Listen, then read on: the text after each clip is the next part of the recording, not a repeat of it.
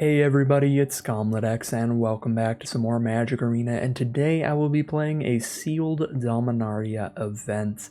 This is the format that came out in 2018. It's widely regarded as one of the better limited formats of the past 4 years, and we've got an arena open for this format coming up starting tomorrow. So tomorrow, November 5th, is the arena open day 1, which will be best of 1 sealed or best of 3. Pick your poison there. If you manage to get a 7-win run in best of 1 or a 4-win run in best of 3, then you make it into day 2 of the Arena Open, where there are cash prizes on the line, and it is a best of 3 Dominaria Sealed Event. So that's what we're practicing for today, but other than that, we're just playing this fun old format. So without further ado, let's bust open our packs and see what we get to build with today.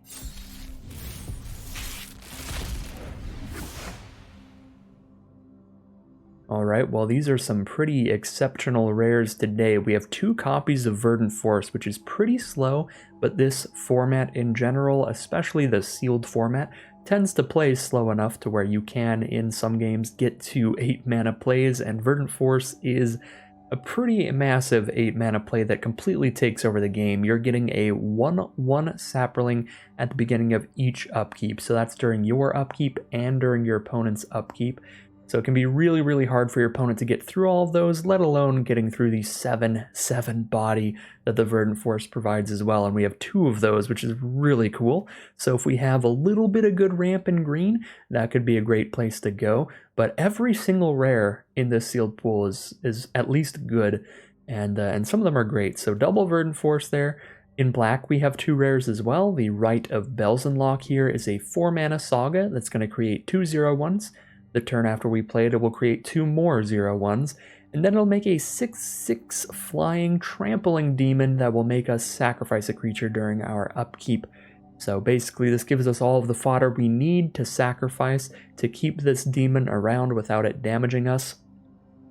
So it can be a really powerful card. Again, a 6/6 flying trampling demon is going to end the game really quickly. The one flaw of this card is it does play very poorly against bounce spells, and blue has a lot of great ones. So if we play against the blue deck, we're probably going to be unhappy with this card, but playing against any other strategy, we are going to be super happy with it and probably win some games with it. So Rite of Belzenlock, another super powerful rare that we're very happy to play with. Yawgmoth's Vile Offering is a little bit more narrow. The legendary sorceries, this is a mechanic that was unique to Dominaria, we haven't seen it again since. These are really powerful sorceries that you can only cast if you control a legendary creature or a legendary planeswalker. So the Yawgmoth's Vile Offering here is 5 mana to both return any creature or planeswalker from any graveyard to the battlefield under your control. That's about all it would do if it were a regular, like, rare sorcery. It would be like, yeah, you can return 1 creature or planeswalker from any graveyard to your battlefield. That's already super powerful, but this is a legendary sorcery, so because you can only cast it under that strict timing, only when you have a legendary out, you're getting a huge bonus. You're also destroying up to 1 target creature or planeswalker, so a massive 2-for-1. This spell is going to destroy the biggest threat on the board, and it's going to bring back the biggest threat from the graveyard to your board. Now, the way it's ordered, you can't immediately return the thing that you destroyed with the Vile Offering. You have to return something different, something that was already in the graveyard, but it's still a massive swing. Really hard to lose a game in which this resolves, so super powerful card if we have the support in terms of the number of legendaries that we have to run this. Now, Dominaria was a set where there's 1 legendary in every single pack, so it can be a little difficult to run legendary sorceries, especially in sealed. In draft, you can kind of focus on picking up a lot of legendaries, but in sealed, you're probably only going to have like 5 if you open a legendary sorcery, because there's only 5 other packs to open legends in, and this took the legendary slot in that pack, so unfortunately we might not be able to play it, but we're definitely going to see if we can. When we go to red, we have Siege Gang Commander, one of the strongest rares in the entire set. This is probably the strongest rare in the sealed pool by a little bit. 5 mana for a 2/2 that spits out 3 1/1 goblins, and for 2 mana you can sack a goblin to do 2 damage to any target. So it's 5 power and toughness for 5 mana spread amongst 4 total creatures. You can also sacrifice them to use them as removal spells. You can sacrifice them to find extra damage to your opponent's face if you can't get through all of their creatures on board. It's just an incredibly flexible, incredibly powerful card. And last and probably least by a tiny bit, maybe Yawgmoth's Vile Offering is worse, it depends on how many legends we have. The Two-Headed Giant. This is the most basic of our rares. It's about on par with like a pretty good uncommon. It's a 4 mana 4/4. When it attacks, you flip 2 coins. If they're both heads, you get Double Strike, and if they're both tails, you get Menace. So basically a really fun, flavorful card here, but nothing like bomb-worthy. It's just a pretty solid creature on curve, again about like a good uncommon power level there. So the flavor is that the 2 heads have to agree on what they're doing to work together well, and if they don't agree, if you roll a heads and a tails and they just don't really do anything, they're just attacking as a 4/4.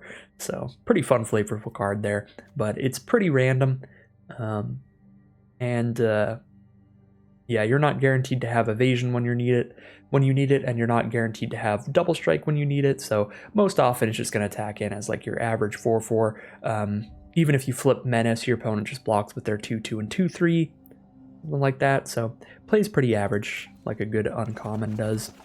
So let's see what we have in terms of our commons and uncommons in the sealed pool. As I tend to do, I'm going to take a look at the multicolored and colorless first, because that is where we can have some cards that are really setting us in certain directions. And here's one of the best cards in the entire format, one of the commons you're the most happy to open. Skittering Surveyor goes into literally any sealed deck in this format if you open it. It's a 3 mana 1/2 that tutors for a basic land card when it enters the battlefield and puts it into your hand. So it's a 3 mana 1/2 that also draws you a card, so it puts you up a card even if that card's only a land. But not only is it drawing you that land, it's drawing you whatever basic land you need, so it's helping mana fix you into your other colors. It's helping make sure that your hand is going to hit 4 lands, even if you have, you know, a 3 land opening hand and a Skittering Surveyor in there. It's basically guaranteed at least the 4 land opening hand, so it helps you play some bigger spells like Verdant Forces and stuff by upping the amount of lands you're going to draw in an average game. It's just a super good card, and I'm very happy to run 2 of those no matter what we're doing. As for our other colorless cards, nothing great here. A couple Guardians of Koilos are cute. They can bounce historic permanents, which are artifacts, legendaries, and sagas. So if you have a saga that's really good, and you want to just keep redoing the first chapter, you can do that with Guardians. If you want to pick up a Skittering Surveyor and recast it, you can do that. It's a fine card if you have really good enter the battlefield effects, but it is going to be very mana intensive to do that. 5 mana to play this 4/4, and then, 3 mana to replay a Surveyor, so not something that immediately makes the cut in my opinion.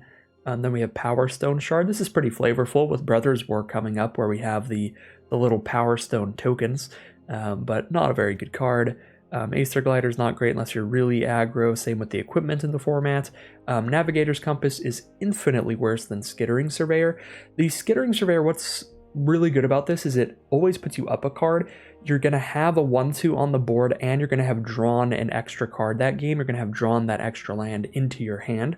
So now you have this 1/2 that can trade into a 3/1 or something, or it can stack up into a double block if you double block with a 2/2 and a 1/2 against a 3/3 or something like that. Or if you just chump block with it, that's still giving you value with that 1/2 body. So you're getting the value of the creature on board plus the value of the land in hand, making it to your higher mana costs or your other cards in hand. I really despise Navigator's Compass and basically never play this card. I think it's very, very overplayed. One of the most overplayed cards in the whole set, because this card does the opposite. This card just sets you back a card for almost nothing. Yes, it does mana fix you, and it makes sure you can hit that 3rd color, so if you're absolutely desperate for fixing, you have some super powerful 3-color rare and no mana fixing in your sealed pool, I guess you can make an argument for it, but there's a lot better ways to do it if you can get them, and this is not a card I would basically ever draft. The reason being, this is a card that you're spending a card in your hand, you're casting the Compass onto the board just to mana fix you. You're not going up another mana, you're not going up a card, you're not providing any body on board. There's a lot of things I really don't like about Navigator's Compass, so while it is theoretically also mana fixing, it's mana fixing I'm pretty much never going to play. We also have Blood's Hallow Candle. This is fine removal. If you have no other removal in your sealed pool, then it can make the cut just so you have some kind of interaction. And then when we look at our uncommon multicolored cards, we have some very strong ones that could lead us in certain directions. Tachiova Benthic Druid. It's a very powerful card draw engine. 5 mana 3/3. Whenever you landfall, you get to gain a life and draw a card.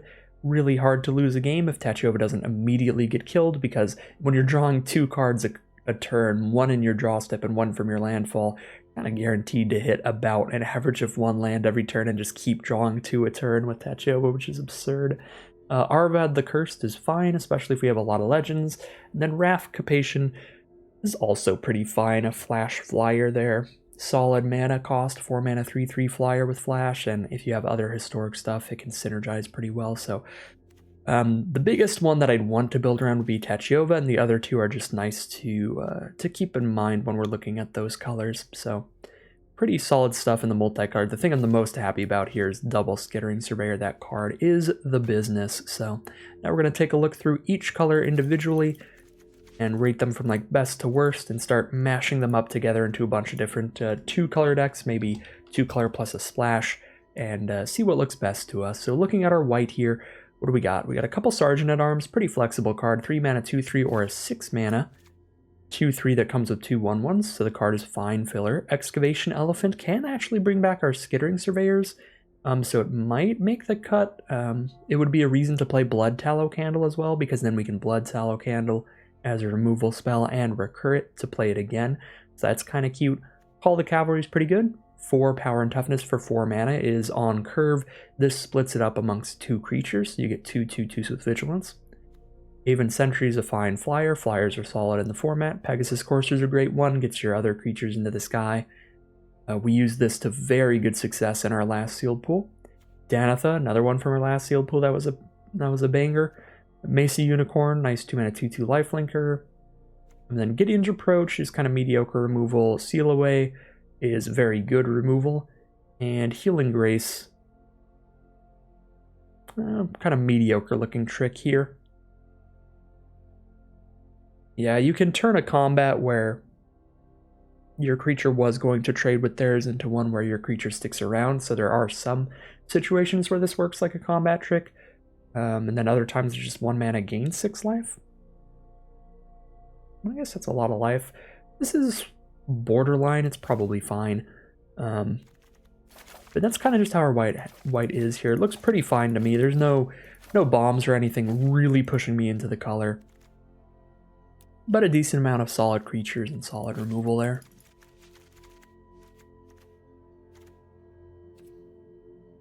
Taking a look at our blue now, this color looks bad. We have Hammered Explorer, which is pretty terrible, a 4 mana 3/3 with an enter the battlefield effect that really doesn't matter. So it's just an off-curve creature, not a good amount of power and toughness for the mana cost. Tolarian Scholar is pretty similar, 3 mana for a 2/3. Relic Runner, similar, 2 mana for a 2/1. You need a lot of historic cards for this to be worth it, because there's a lot of good 1/1s in the format. 1/1 Saprolings everywhere. There's a good amount of first strike in the format as well, where low toughness creatures get really bad. Tetsuko Umezawa is fun to build around, but we're not going to have a lot of 1 toughness or 1 power creatures for that unblockability. It's not the greatest. Artificer's Assistant is, again, also not the greatest. It's just fine. Everything else in here is pretty good. I mean, Divination puts you up a card. You draw 2 off of 1 card cast. Blink of an Eye is good interaction. Opt is a decent little cantrip. Oh my god, and it's letting us use the Yargle artwork. How can we resist that? Then Syncopate's like the best counterspell in the format. This is one of the best counterspells we've had in Limited throughout the years. Syncopate, great in this format and great in Crimson Vow. Blue and X, counter something unless your opponent pays X, and also importantly, you're exiling that card so they can't recur it with any graveyard recursion, so Syncopate's nice. And Cloud Reader Sphinx is also nice, but again, not a ton of good blue cards, because there's like 4 really bad ones, and even without cutting those, there's not a high quantity of blue cards. So blue is an option if we go like blue-green and we really want to play Tachiova. We can splash in a little bit of blue, maybe run the Syncopate or something like that. But I don't think blue is going to be like a primary color to the deck. I don't think it's that good. We've got a lot of black cards here. That's looking promising. So we do have a lot of black cards here, but we have some filler ones here as well. Divest, this is just not consistent enough to be a card that I like to play.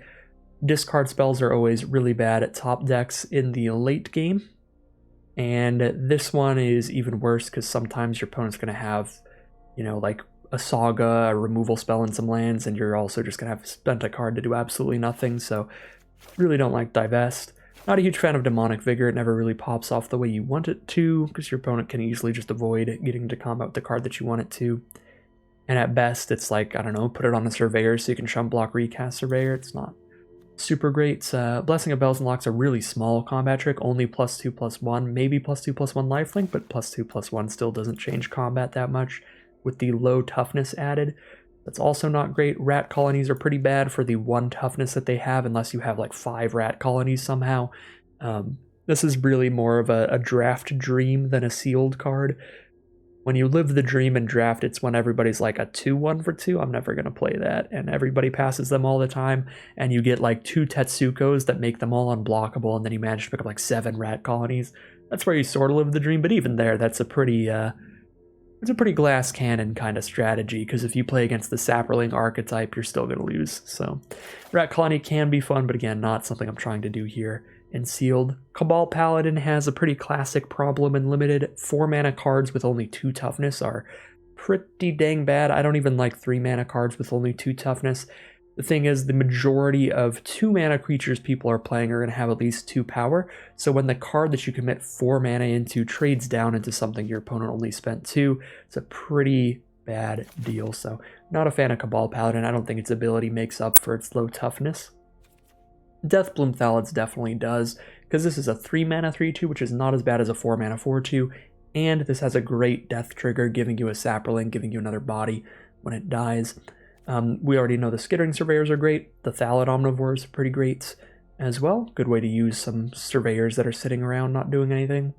And then Caligo Skinwitch is another pretty good one. 2 mana for a 1/3 is fine, blocks 2/2s, trades with 3/1s, so it is good. It's good at playing around with other 2 mana cards, which is what you want out of your 2 mana cards. And this one has a really good kicker in the late game. When you slap the discard effect onto a body, onto an actual creature, I get much more interested in that kind of effect, and that's what they've done with Caligo Skinwitch here. Feral Abomination is fine. Late game filler, just you need a big game-ending threat. There you go. And Urgros is a great game-ending threat. A 4/3 flyer for 6, but whenever it deals combat damage to a player, they have to discard a card at random, and if they can't, you draw a card. So this is a discard.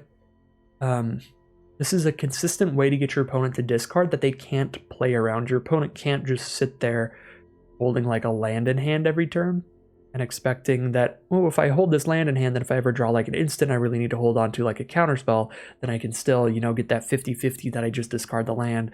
If they sit there doing that,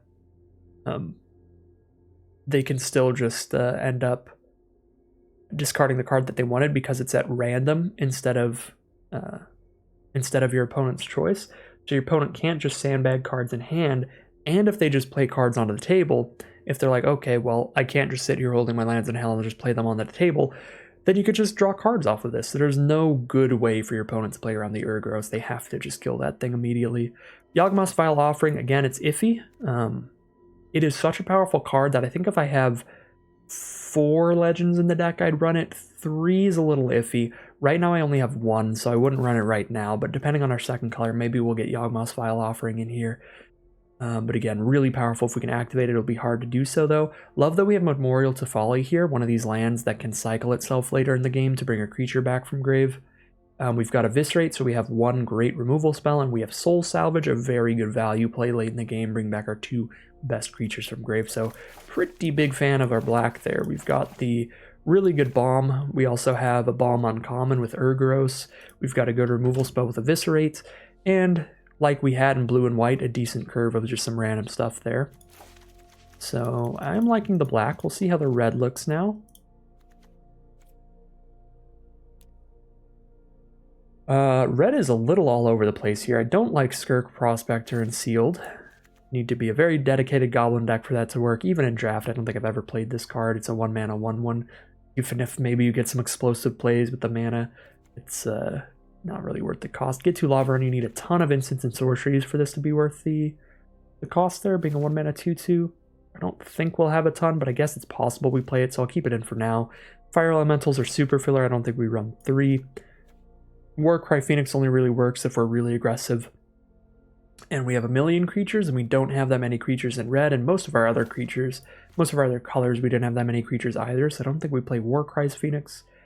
I don't love Seismic Shift or Frenzied Rage without a reason to run auras. Fervent Strike's a pretty tiny trick, just +1/+0. First Strike's big, but I think I prefer Run Amok because +3/+3 is almost always big enough to win whatever combat your creature's getting into, and this also lets you get some damage into your opponent's face with that trample, so I actually like Run Amok quite a bit. I don't think I want to play Run Amok and Fervent Strike. So these are all the great red cards we have. A small quantity, but pretty good quality when you consider that we have Wizard Lightning and Shivan Fire as great cheap removal, as well as Siege Gang Commander as a massive bomb. So high quality in red, very low quantity though. So we'll keep that in mind. And finally, last but hopefully not least, because none of our other colors super spoke to us outside of black. Black looked pretty good. Hopefully green is just exceptional, but we'll see here. It looks like we do have a quantity of green cards, a lot of green stuff. And of course, with double Skittering Surveyor, we can pretty easily just play like 1 island or 2 for Techiova, but we'll see. All right, looks like, yeah, a lot of green cards here. Or do we have a lot of good ones? We have Thorn Elemental and 2 Verdant Forces for some really big late game bombs. Mammoth Spider's a pretty chunky blocker. Baloth Gorge is a really nice card, a 4 mana 4/4 or an 8 mana 7/7, depending on when you draw it throughout the game. Spore Swarm's great, 4 mana for 3 1/1s at instant speed, really good against like 3/1s and stuff from your opponent, but surprise blockers are always nice. We've got Yavimaya Sapherd, 3 power and toughness for 3 mana, that's great on curve, and it spreads it amongst 2 creatures, which is excellent. So 3 mana for a 2/2 and a 1/1.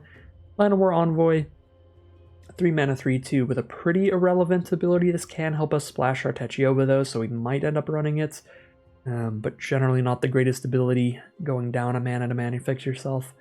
Double Spore Crown Thallid, pretty nice with the Spore Swarm and the Yavimaya Sapherd, and if we play black, the Deathbloom Thallid also works with the double Verdant Force, although those don't really need any more assistance to be good, so double Spore Crown is very exciting. Then Corrosive Ooze is pretty filler. Looking at the non-creature stuff at 2 mana, we have Ancient Animist for a fight spell, Broken Bond, not really main deckable, artifact enchantment removal there. Fungal Plots is very good in a very long game of Magic. You get to exile creatures from your grave to turn them into 1/1 Saplings, and you can sack 2 Saplings to gain a couple life, draw a card. Sapperling Migration is great with double Spore Crown Thallid, 2 mana for 2 1/1s or 6 mana for 4.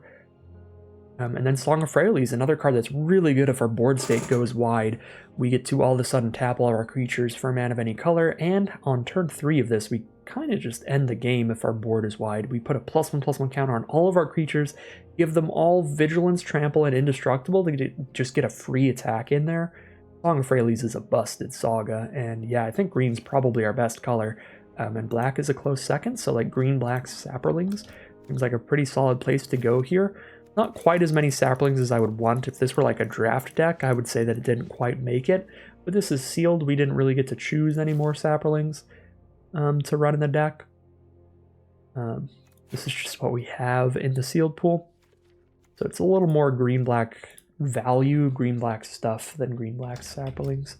So putting all the black stuff back in and cutting the bad cards we talked about, Rat Colony, Cabal Paladin, Blessing of Bells and Lock, Demonic Vigor, Divest. 5 more cards to cut now. Got a lot of late game stuff going on, so we don't need the more filler stuff like Feral Abomination here, so I'll cut that, but Urgross, Thorn Elemental, double Verdant Force all seem excellent. How many legends did we end up in the deck? We have an Urgross, we have a Techiova. That is unfortunately it, so I don't think Yawgmoth's Vile Offering quite makes it in here, which is unfortunate, because again, I think that card is really powerful if you have enough legends for it to work out. Let's check our creatures versus non-creatures. 17 creatures here. That's a good amount. That is like the top end for your average limited decks. It's a pretty aggressive amount of creatures. I think we can cut one or two. Could cut Llanowar Envoy. It's one of my least favorite creatures in this deck, but it helps give us that mana fixing for Tachiova to cast her more consistently. We do have 2 islands, 2 surveyors, 1 Song of Freyalise to cast Tachiova even without Envoy. 5 blue sources essentially. Hope that that's good enough. Corrosive Ooze is one of the more filler creatures as well.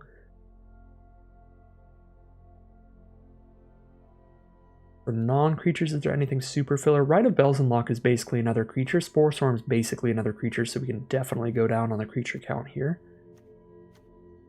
How's our removal looking? We have 1 Eviscerate, 1 Ancient Animus, and 1 Blood Tallow Candle. Our removal is not great. I don't think we can cut any of those.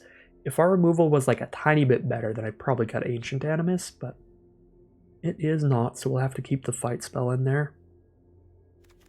Double Verdant Force might be a bit much. We have so much late game stuff here and not much mana ramp. We have the double Surveyor, so we hit lands a little more often. And maybe we just win a game off an early Song of Freyalise. That actually seems like a legitimate thing that could happen. If I just play any 2-drop creature into a Yavimaya Sapherd turn 3, and it's like on turn 4 I play my 4th land, Song of Freyalise, I could easily cast a turn 5 Verdant Force at the very least.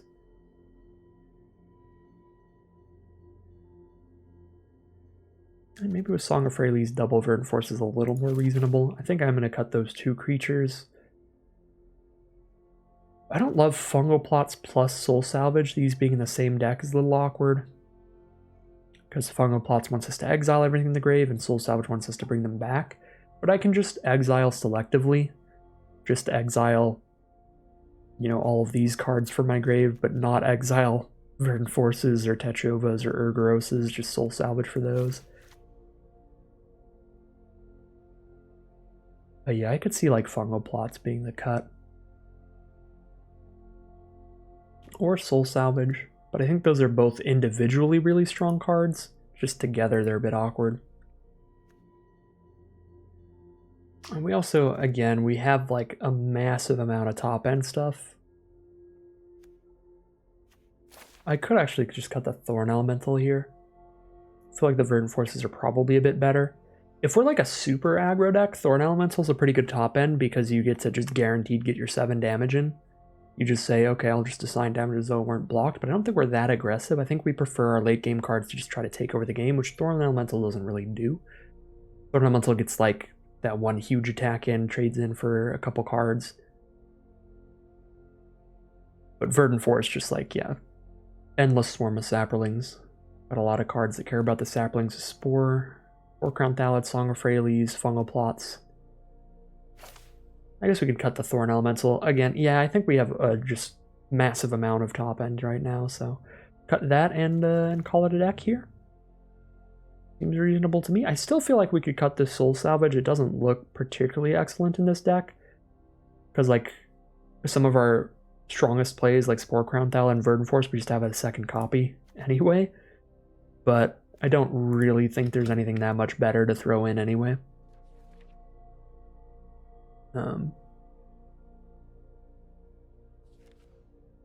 Yeah, unless I want to get really splashing, try to throw a double red card in here too, but I don't think that's where we're at. I think this is probably the deck. Again, we've got some filler in here, but it's sealed. That'll happen. Our removal is kind of filler, like Ancient Animus and Blood Tallow Candle are not ideal. If this were draft, I would have tried to get this deck a little more focused, obviously, on the whole Saproling theme, but we've got every Saproling card that we can in here to work with the double Spore Crowns. I think we have some really good cards, some great value plays like Skittering Surveyor, Tachiova, double Spore Crowns are excellent, Skin Witch is solid, Deathbloom Thallid's great, Sapherd's great, but we've got some, you know, some filler stuff like the Mammoth Spider and the weaker removal, and even Fungal Plots is like pretty slow, as is the Soul Salvage in here, but looks pretty solid for a sealed deck. I'm probably a little bit underestimating it because I'm thinking of if this were in draft. If this were in draft, I would be like, this is an okay deck, but sealed, probably pretty solid. I guess we'll find out. Let's make the lands all pretty, get the mana base ready, and move on to the deck overview. So we have 13 green, 7 black, 1 blue. So that's 8 green sources, 7 black, and 2 blue. Seems perfect to me. We do have 2 double black cards, but again, 7 black sources, Song of Fraley's, double Skittering Surveyor, probably good enough to hit those double blacks. And we have a double green card, 2 triple green cards, so we do need a pretty high green count. So pretty happy with how Arena suggested the mana base, so I'm going to go ahead, turn the Parallax card styles off, get my fancy lands in here, and move to the deck overview. Alright, here we have a look at the final deck we're going to be playing with today. Kind of a green-black Sapperling deck at its core, a much slower deck than the one we had last time, that blue-white Tempo deck with a nice early curve. This one, much more of a late game kind of value pile, so some decent little blockers early game, some Spore Crown Thalids to buff our Sapperlings up, and some ways to get multiple out, like Sapperling Migration and the Yavimaya Sapherd. Deathbloom Thallid as well, just things to try to clutter up the board in the early game and trade off. Skittering Surveyors, making sure we keep hitting land drops because we've got a lot of late game plays. This also helps mana fix us for our 1 blue splash in the deck. As we get towards the late game, we start getting some very explosive, very big cards like Baloth Gorger, a 4/4 or a 7/7, Tachiova, which gets a card draw and a life gain every time we landfall that can quickly take over a game with card advantage. Rite of Belzenlock eventually gives us a 6/6 flying trample, which is huge. And at the really high mana costs, we have Urgoros ripping cards from our opponent's hand and just being a generally large flyer, and double Verdant Force to completely take over the board state, just keep spitting out Sapperlings during everybody's upkeep. So some really big late game stuff we're working into, just hoping our early game creatures are good enough to muck up the board state and trade off in the meantime, and then really try to win there in the late game. Again, huge value plays with Tachova, huge creatures with Baloth Gorger, double Verdant Force, and Urgoros, and some other good late game value plays like Soul Salvage to just recast them, Fungo Plots to take over a long game with all of our early game creatures that have died, and yeah, that's the general deck idea. Other than that, some removal in here, not great removal. We have 1 Eviscerate, which is excellent, but our other 2 removal spells had to be Ancient Animus and Blood Tallow Candle. Neither of those great further mana costs, but you do need interaction. And then 1 Song of Fraley's, probably one of the strongest cards in this deck. This is going to let our early game creatures tap for a bunch of mana to maybe cheat a Verdant Force out into play early, which could be really powerful. And if we just have a wide board state, the third part of this saga can also close out a game, making our whole board 1 power and toughness larger permanently, and giving them Vigilance, Trample, and Indestructible for a turn, letting us swing in with no risk of losing any creatures just to get some free damage in, maybe clear out some of our opponent's creatures, just get 1 super big attack, and have a permanent buff on the board. So Song of Fraley's super, super sweet card. So pretty happy with this deck in terms of a sealed deck overall, but we'll see how it plays as we head into the gameplay. Alright, here we are in game 1. Unfortunately, our mana base is going to punish us this game. We are going to have to take a mulligan. Feels a little too risky to try to rely on hitting that green source within the first few draws. So I'm going to take this mulligan here. Mana looks much better here, and is still quite slow. Fungal Plots doesn't really do anything until very late in the game, so I might as well just get rid of that, honestly. Even though it is the cheaper card in the hand. It's not going to do anything until some of our creatures die, so again, really slow hand here. Not a fan of this opening, but we'll see. Now I have a Sapperling Migration. I can cast that if necessary. If my opponent doesn't do anything early game, I'm pretty happy to wait till I can kick that. And looks like a 3/1 from our opponent. That is the perfect kind of card that's going to get me to just cast this, because either one of these 1/1s gets to trade off into the 3/1. So we're up a little bit in value if we end up trading with that Knight, but a Jousting Lance is going to make sure that doesn't happen. Jousting Lance is going to give that Knight +2/+0, more importantly, first strike, so we can't trade off into it. Don't think it's worth eviscerating their 2-drop, so I'm just going to play the Thallid Omnivore for now. I probably should have attacked with the Sapperlings. At least one of them, because I'm not going to chump block with both of them, obviously. But I might chump block with one. Currently I can outrace this pretty well, so I guess I'll just not chump for this first turn. I wish that I attacked, though. That was very loose of me. Still have that Eviscerate. Could sack both the saplings to try to kill the knight, and then I get got pretty hard by a combat trick. Looking to hit another black source or a blue source, so we're hoping to draw into a swamp or an island here. This would be great. Yeah, I think I am going for the race here, but I should have attacked last turn.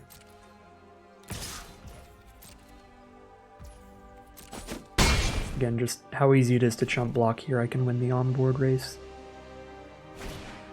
Even Sentry. Okay, I can kill that one, I suppose. Well, we did hit the Urgoros mana. Tempting for sure. Can't attack with the saplings into the 3-2, so we'll send in the Omnivore. I think I am going to Urgoros here. And now is at the point where I think I'm going to take a chump block. Again, we missed a free attack earlier in this game. Our opponent should be at 10 and not 12. So life total should be basically even right now. But I played a little loose early on. Did not commit to finding my game plan early enough, figuring out if I was on the aggro or on the defense. Should have been on the aggro earlier, but still think I'm in a solid spot. Sap Herd's probably better than Eviscerate here, because I gain 2 life every time I use Omnivore, and I'll have the mana to do it 3 times. So if I really need it, I can just gain a bunch of life here. So I'm going to play the Sap Herd first in case they try to blow up Omnivore during combat. So I can gain some life there. 4, 5, 6, 7, 8. Make it 10. Not make it lethal. Make it 11. It's currently 8.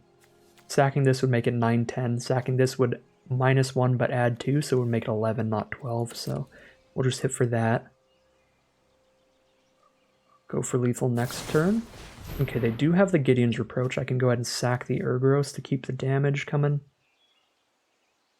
I only have 2 saplings to sack anyway for life gain, so we do that. Hit for 6.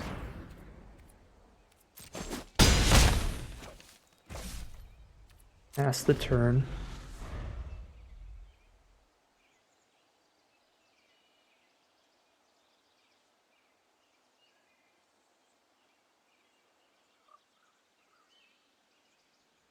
This is a close enough race. I think we're definitely at risk of losing here. If we do, I think it is definitely going to be at least in part due to the earlier choices in terms of how I was attacking.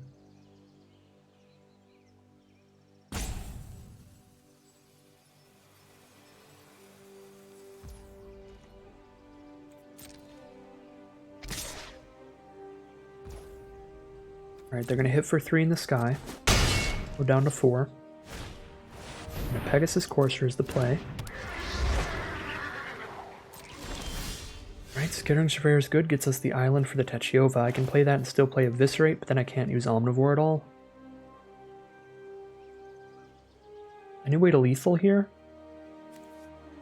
Eviscerate the Knight. They have to block Omnivore and take 4. And it's not lethal. They have to block Omnivore though, so that'll kill 2 of their creatures, leave them with only an Aven Sentry.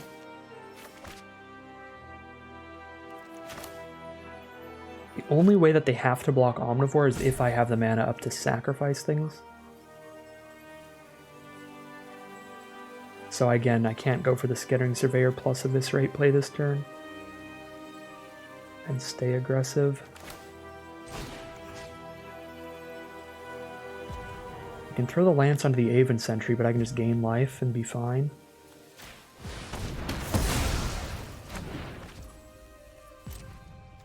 Alright, they have to block Omnivore. Take 4, go to 2. And they have 1 Aven Sentry to try to find lethal with. If they have a combat trick here, we could die, because I can only go to 8 life.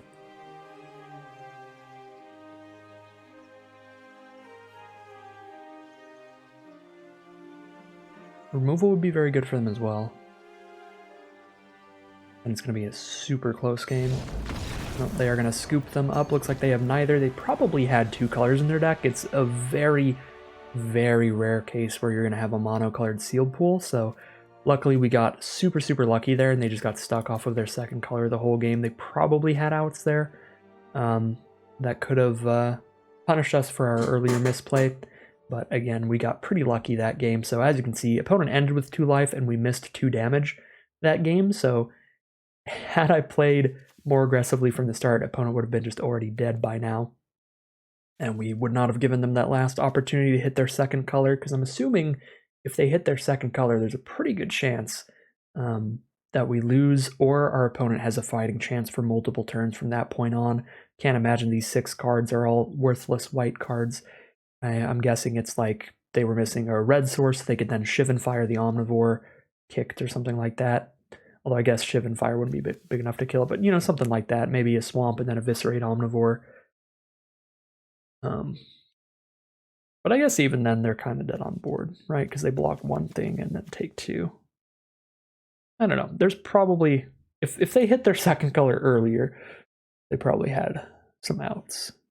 I guess there's not a ton of outs there, even if they hit the second color that turn. So 1-0 to start it off. Here we are in game 2. Pretty poor mana again, but I think this might be worth it. We know that we can cast a Spore Crown Thallid, and with at least 1 creature on board, Song of Freyalise makes sure we have 3 mana, one of which is 1 mana of any color. We'll have double green and then 1 of any color with the Spore Crown. Again, does not feel ideal, but we're also on the draw, so we will be drawing first here. Could be helpful. Alright, not a great first draw, Deathbloom Thallid. But there we go, there's a swamp, and now things are pretty perfect. Curve out with our Thallids. See where we go from there. Opponent is on Bant, green, blue, and white. And we hit another land, looking beautiful. Oh, my opponent does not have Syncopate here, but we're still just going to go for the best play of the turn. They do not, just have a slow curve, nothing until turn 4. Turn 4 now. Still nothing, very slow hand. They almost definitely have an instant here. I don't know a lot of players that would keep a hand with no play until turn 5, so I think now they're going to have removal for one of my creatures. Or a counterspell. Looks like nothing. I'm just going to pass here, go for a Spore Swarm.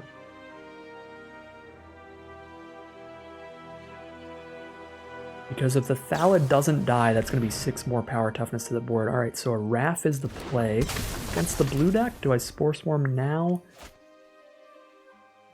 They didn't have a counterspell with 3 mana up. I don't think there's any counterspells that would require 4, but not 3, so unless they just drew into the counterspell, I think Spore Swarm's good.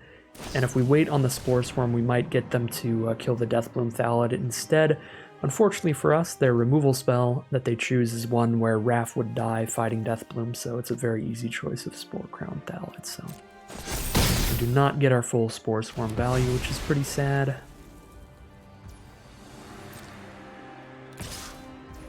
Alright, take 4 in the sky. Let's see if they have the Syncopate now.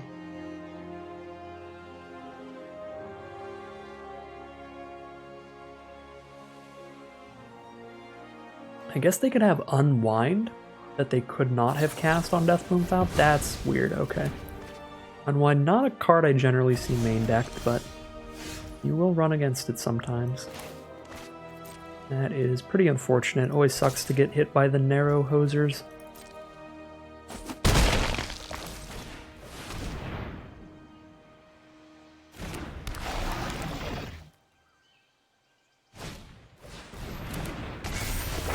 Oh yeah, Wrath lets them play their historic spells at instant speed, so they get to play the Saga during our turn.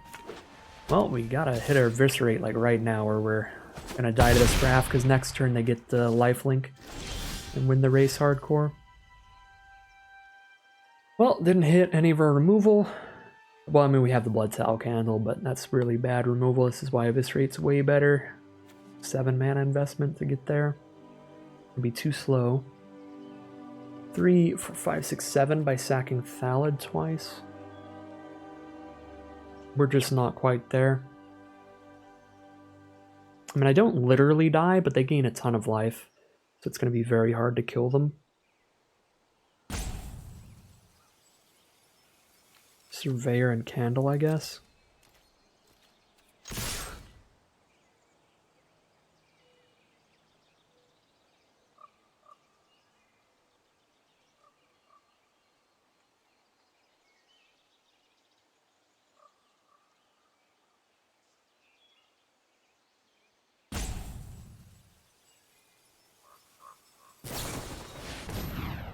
Their own Spore Swarm.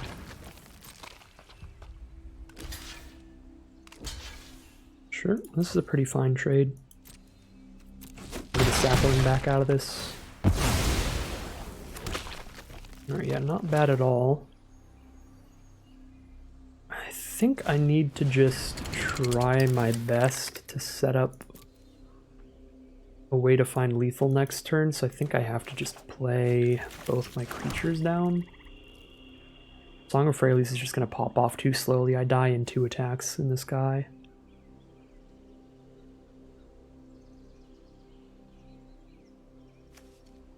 And the candle's -5/-5, so it doesn't even kill Wrath. I think I have to play Skin Witch here.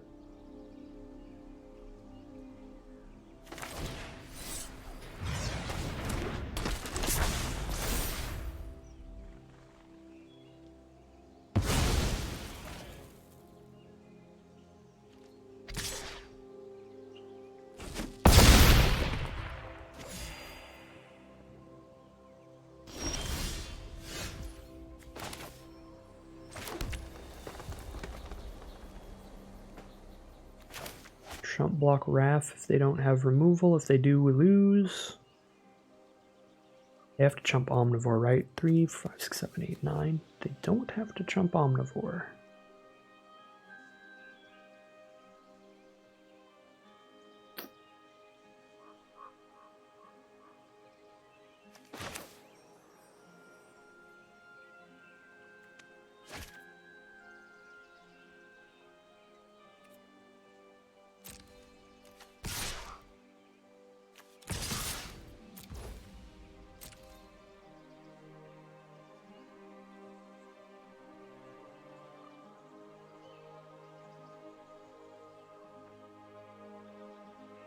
Maybe I should have attacked a little less so I could Song of Freyalise and Urgros here.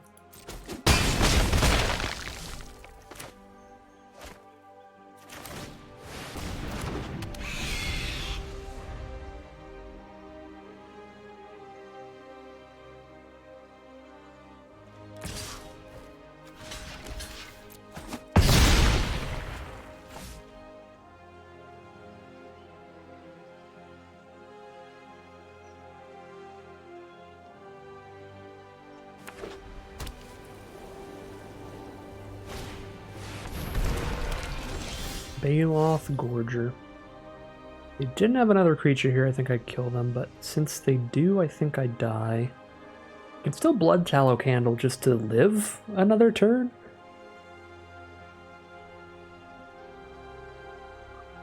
But I can't Blood Tallow Candle and attack with Omnivore here, I don't have the mana. Unless I Song of Freyalise, I guess I barely have the mana, right? I think I should have found a way to get this Song of Freyalise out earlier so we could try to get to the +1/+1 counter on everybody to close this game out. So if I Song of Freyalise, I have 5 mana still, so I just need to tap 1 Dork for the candle and 1 Dork for Omnivore's ability.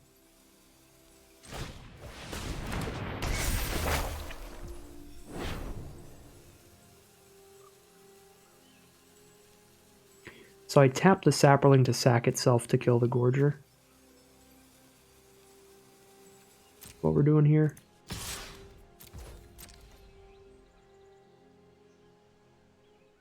There's probably no way they don't block here if they blocked last turn. This is 9 damage on board. Yeah. So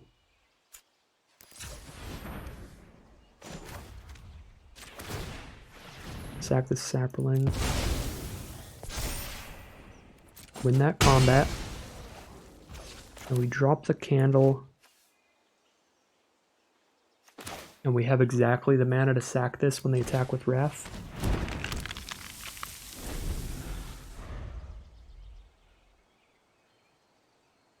But we don't have lethal, so we'll die in another turn after this.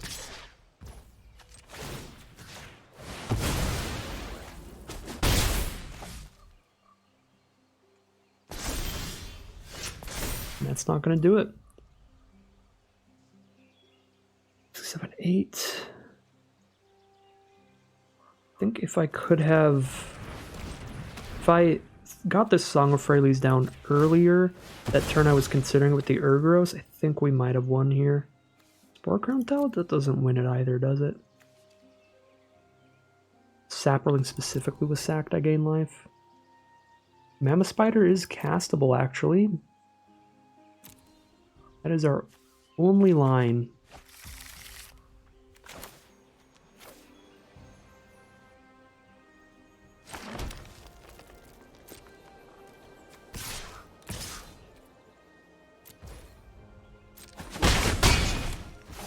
Alright, I mean, I guess we are still in it.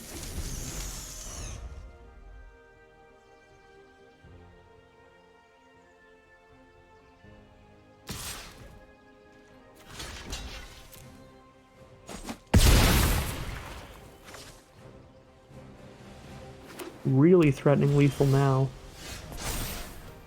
with this board state.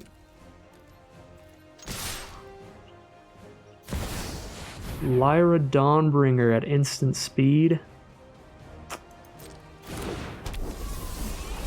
Valid Omnivore can't sack itself, so they block the Omnivore. And then I die in the sky.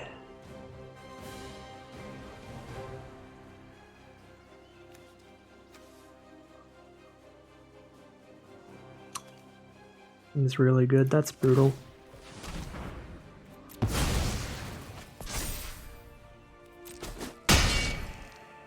That's tremendously brutal.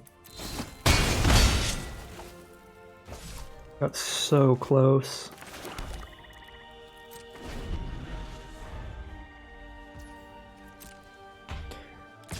Oh, that Wrath was bonkers. Good stuff for my opponent there. We definitely could have won that game, but my lines were a little loose. I didn't play around an Unwind in the early game. Could have won very, very quickly if we had just resolved the Spore Swarm, because that was the only card we cast for a millennia that would have been countered by Unwind. So that turn that I was debating between just casting it during my main phase against them or waiting till their turn, the thing that made me want to wait till their turn was I didn't want to make Spore Crown Thallid like a massive removal target. Because I figured if they had a counterspell, they would have already cast it on my other creature. But that's not true if their counterspell only counters non-creature spells. So there was one card in the format they could have had there that would have explained them having a counterspell and not countering. And I could have figured out what it was that I could have played around there to just slam down the Spore Swarm during my turn. But yeah, if that resolved, we would have had a lot more aggressive attacks earlier. But then I guess the candle wouldn't resolve, but I think overall it wouldn't have mattered because the 3/1/1s were a lot more impactful than the one chump from the Blood Tallow candle, basically. And then other than that, if we had got the Song of Freyalise down earlier, those were the two mistakes that I think cost us the game. If we got this Spore Swarm down under Unwind, I think we would have won. And if we had played the Song of Freyalise earlier by tapping some of our creatures instead of attacking with them to cast the Urgros, that also would have gotten the Song of Freyalise to trigger earlier, which would have gotten us the damage in before they drew into the Lyra. So two plays that we could have done a little better. Could have played around the Unwind, and then could have played a little more efficiently to try to get to Chapter 3 of Song of Freyalise early. But brutal game there. Incredible deck for my opponent. The Wrath with Lyra in the deck to be able to flash that in at instant speed. Being able to flash in the Triumph of Gerard was already pretty brutal. Just a very good deck from opponent. So 1-1 it'll be. Our mana base is not being nice to us in the openers today. Really feels like borderline a keep here. 7 swamps in the deck, 1 swamp, and we can cast everything but Techiova. No, we have a migration. Only 1 guaranteed play. If we are on the play, I'm going to mulligan this. This is better, but still not great. Roll with it here.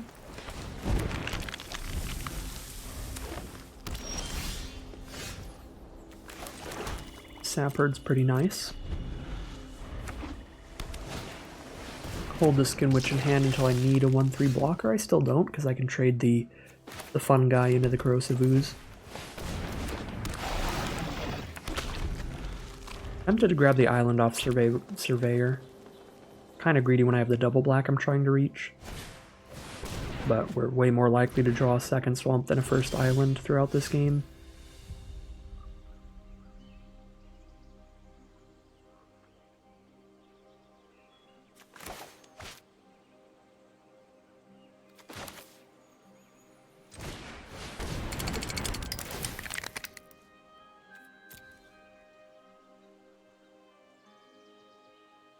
Five swamps, 2 islands in there. Yeah, but I don't need the islands yet. It's rough, but I'm going to hit the second swamp here so we know we can kick the Skin Witch. Juggernaut. Hey, and we hit the island anyway. Pretty beautiful. 1 mana away from kicking Migration and kicking Skin Witch. Let's hope they don't have some sick combat tricks here.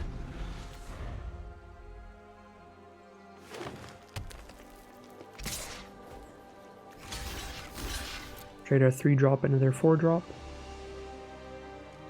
Alright, that worked. Grow from the Ashes. That's another great mana fixer in this format. Unfortunately, we didn't open up any of those. Those would have been auto-includes in here with all the Verdant Forces and such. Opponent still has 5 cards in hand to choose from for the discard, so it's not going to be that great, especially because any lands in their hand are probably useless at this point. So I'm just going to kick the Migration first. Wait for them to play a couple more cards before we Skin Witch to try to put them in as difficult of a position as possible in deciding what to discard. Alright, that's a Verdant Force that they were never going to discard off the Caligo Skin Witch. Fungal Plots.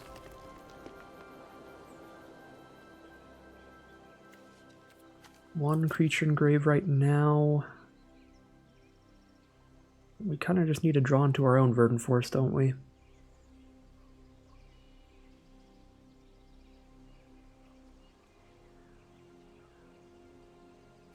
Set this thing up.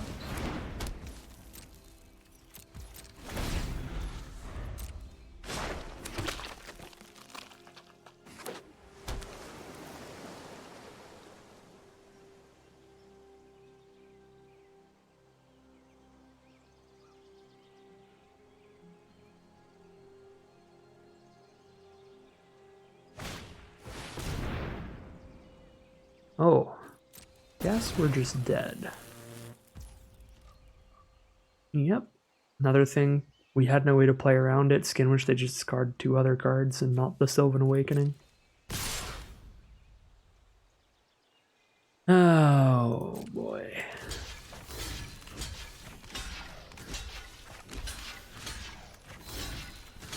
I haven't done the math, but I'm pretty sure I am just dead.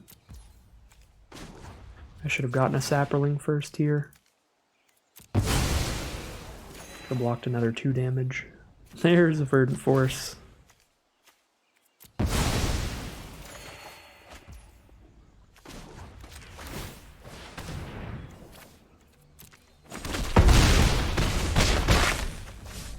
Oh no, we're way not dead. Okay.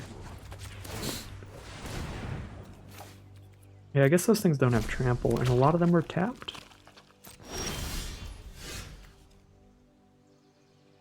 They're not going to be creatures after this turn, so that's good for us. Okay. I'm 1 mana from Verdant Force. Oh no.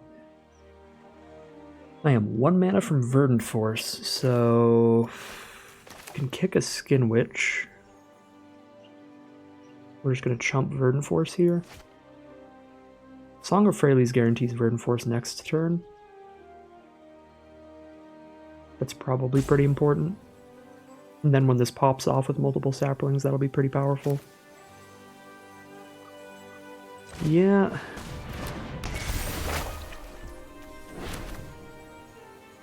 I feel like I kick Skin Witch.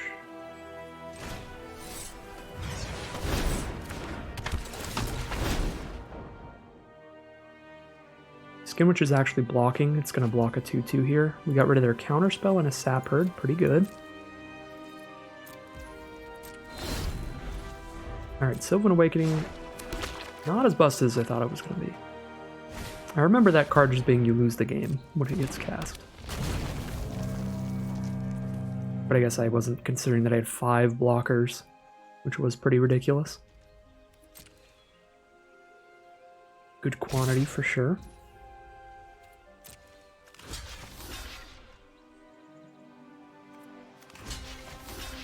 I think with a Song of Freyalise going to pop off eventually, I want to keep as many 1/1s as I can for now. Might be better to take 1 more point of damage to kill one of theirs. 4 damage here. We're probably still dying. They have a 7/7 and 7/6 against our 1/7/7 Verdant Force. We need to keep 1 creature on the board here, which I guess Skin Witch covers that. I could sack the 2 saplings. I don't think I'm going to, though.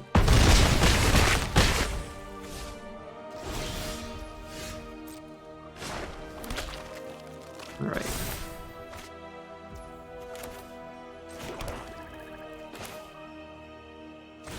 Here's my Verdant Force.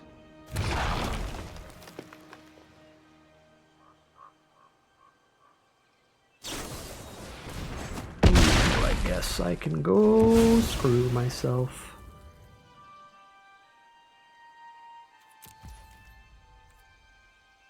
That is tremendously bad.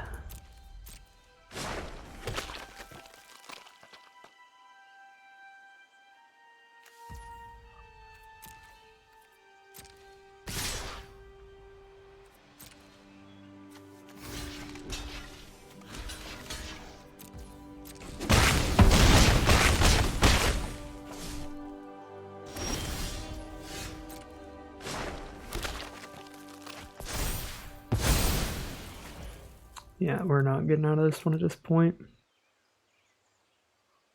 Can block the 2/2 now.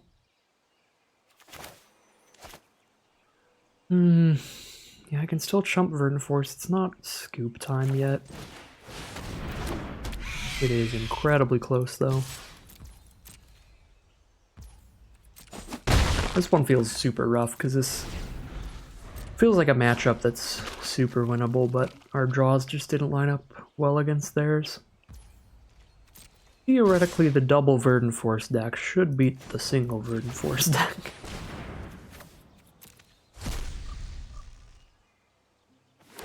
RIP Soul Salvage. I'm blocking as much stuff as I can.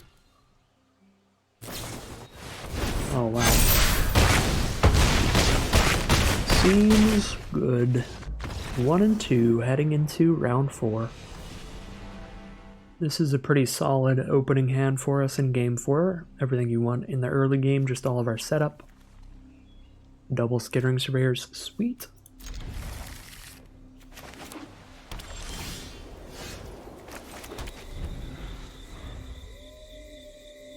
Got the little Onigiri. Leaves from our opponent. Uh-oh. Very aggressive start from our opponent. 2 mana, 2/2, first strike, hexproof from one of our colors. That is not ideal for us. It'll also be a 3/2 first strike as soon as we play a black permanent. Looks like our opponent's on black-white, which means It'll be a 2-mana 3/2 first strike as soon as they play Blackthorn. They have 2. Well, that is one of the most aggressive starts you could possibly have in Seal. This is not looking good for us. This may be a 1-3, balance out that 7-win run from yesterday. But hopefully it means we're getting the bad luck out of the way before the Arena Open. And the bad plays. One of our losses was very much due to my plays. One of the losses was just, we weren't going to win that game. Opponent had the nuts, but wow, this is tremendously aggressive. I can't even play Omnivore to block well because then they're 3/2s and the Omnivore doesn't block a 3/2. I guess it's a fungus. It'll be a 4/4. Yeah, maybe. A 4/4 here.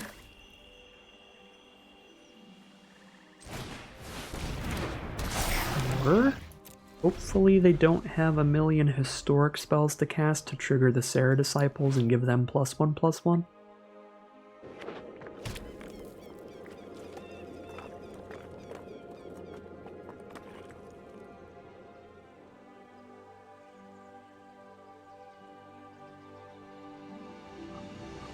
Double Knight of Grace is so good.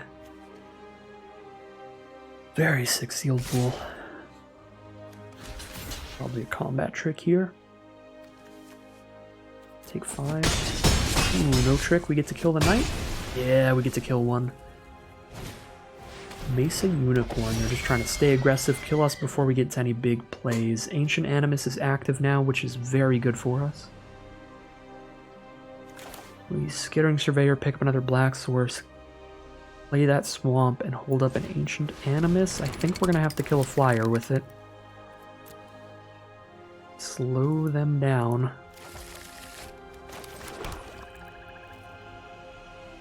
Because now we can block everything on the ground. Don't think we're cracking back as of yet, because I don't have great blocks on Knight of Grace without Omnivore, and that's the only good attacker. Oh no, that is a legend, a historic spell.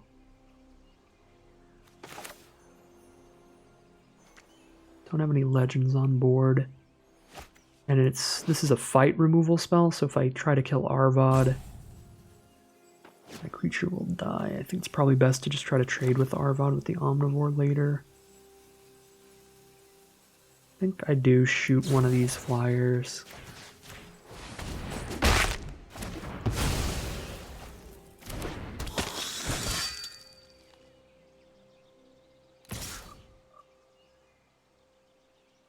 I guess I could double block to trade with Arvad. 6 mana. We're 2 mana away from Verdant Force. Maybe I should have let something die for Soul Salvage here.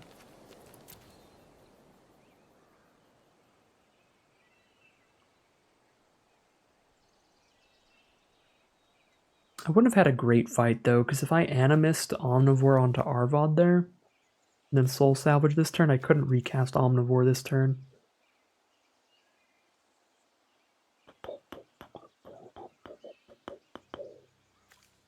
Highly doubt I'm supposed to sack the land here with Verdant Force in hand, but it's not looking great. It's not looking great.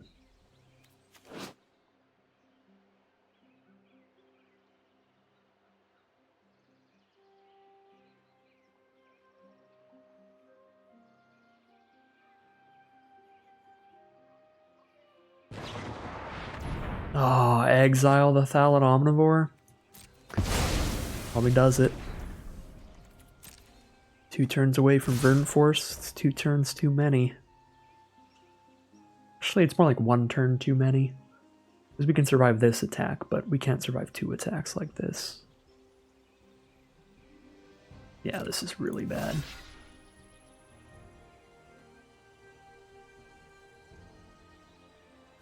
Kill Arvad, we make the knight smaller again. But then I only kill 1 creature, but I'm pretty sure I only kill 1 creature on blocks here no matter what. Because of that first strike.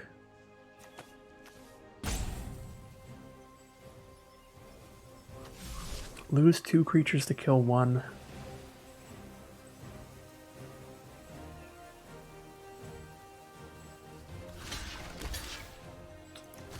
Just enter the chump zone.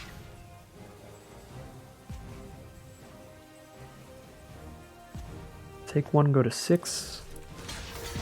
Take 3, go to 4. 4 life, facing 2/3 for 5 power.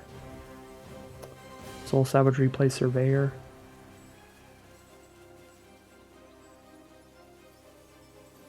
Block. Take 3, go to 1. I don't see any winning outcome here,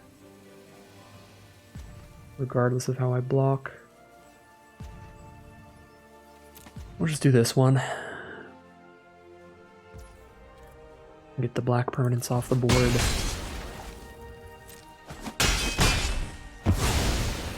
This is a point where maybe I do just crack Memorial. But now I have Soul Salvage and 4 mana up. Salvage into Surveyor.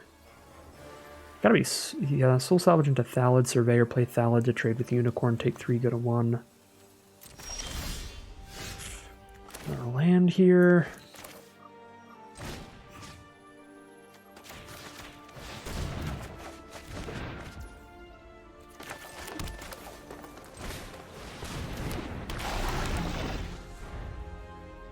I feel like I'm playing against a draft deck with how aggressive their curve was. Oh my god, an Eldest Reborn.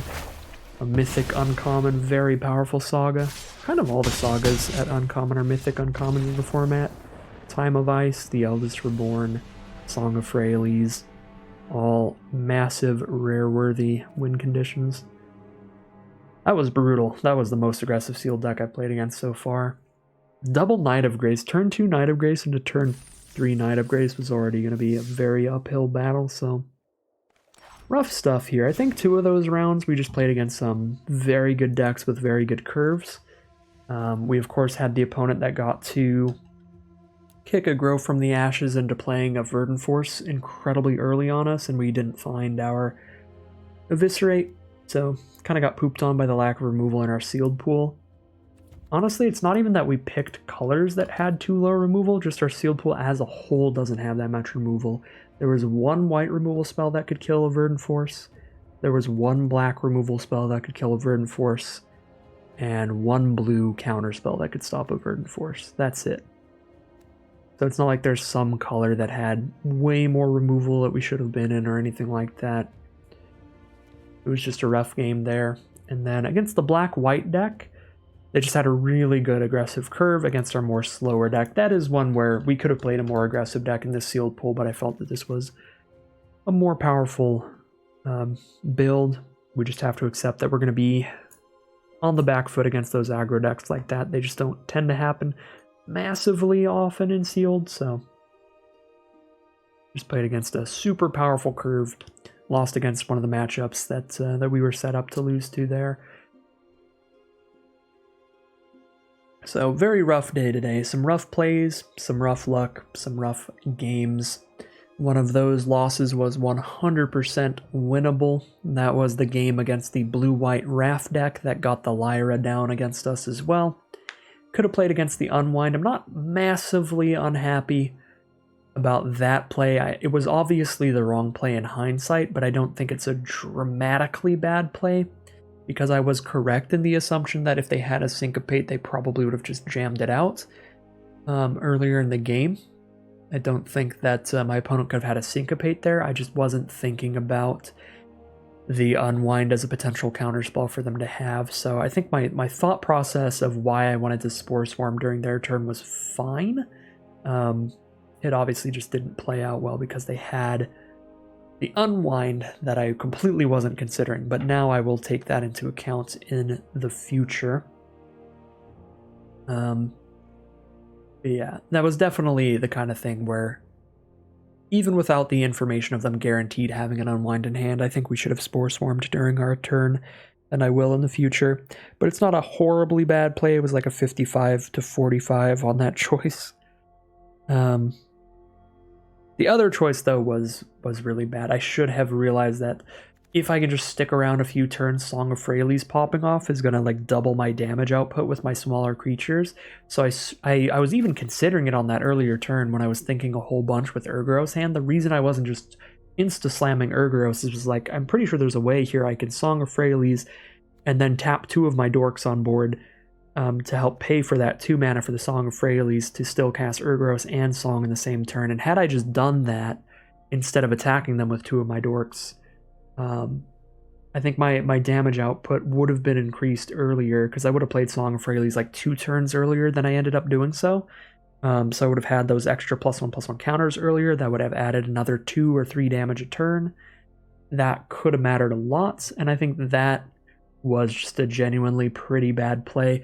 I need to get better at the Song of Freyalise using my just random dorks. Instead of getting in for 2 damage this turn, try to get it to where the Song of Freyalise triggers earlier so your opponent has less draws to get out of the huge damage output the Song of Freyalise does, because we gave them just enough time to hit that Lyra. The exact turn that they drew Lyra was the turn that they cast it. They wouldn't have held Lyra in hand for no reason. So we know that the exact turn that they drew Lyra was that turn that we were attacking for lethal. So if Song of Freyalise popped off just 1 turn sooner, which we could have had happen, we could have won that game. So definitely some rough plays today, and learned some lessons though. Definitely if I get Song of Freyalise in future sealed pools, I will play it much more aggressively using my cheap dorks to cast my other spells in hand rather than hitting my opponent for mana just to get to part 3 of the saga sooner. That's a huge thing that I misplayed there. And then I will remember that Unwind exists, which I forgot about until I passed the turn. I was like, wait a sec, they could have Unwind here, and then they did. So yep, some rough plays, some rough luck. Think this was a pretty solid sealed deck. Sad to see it go 1 and 3, but you definitely can't win them all, especially when you make some pivotal misplays. So that is going to end today's video, but I hope you all enjoyed it. I hope it was useful to you all, seeing some more gameplay in the format, seeing some losses and why we lost. And yeah, if you enjoy this kind of content, make sure to stick around on the channel. If you'd like the YouTube algorithm to send you some more of these videos in your recommended feeds, you can leave a like, comment, and subscribe to tell it to do so. We've got great stuff on the horizon. Brothers War is incredibly close from being out. It's like 1 week away until Brothers War pre-release, and it's going to be paper pre-release before Magic Arena pre-release. So if you've never been to a paper pre-release before, I highly recommend it. It's a great experience at the local game store. You get to play with all of the Commander players, the Standard players, the Limited players, the Casual players. Everybody kind of gets together to celebrate the new set for pre-release weekend. So that is the coolest thing in Magic in general on the horizon. Brothers War only 1 week from pre-release now. There's also great stuff on Arena. Chromatic Cube drafts are coming back next, I think Sunday, but I will probably be playing the Arena Open Day 2 on that day, so we'll have Chromatic Cube drafts on this channel starting on Monday, and those will be running until the launch of Brothers War on Arena. So if you love Cube drafts, those are coming back very soon, and if you love competitive limited gameplay, we have the Arena Open for Dominaria Sealed tomorrow, and I will absolutely be doing videos of that. I'm going to try my very best to make it to day 2. I'll give it a few attempts if it takes it. And hopefully we can day 2 that, because we've day 2'd every other limited Arena Open this year. So hopefully I can keep it up and keep that competitive content coming for you all. So that's what's on the horizon if you're interested in any of that. But as always, thank you very much for watching, and I'll see you again soon for some more Magic Arena.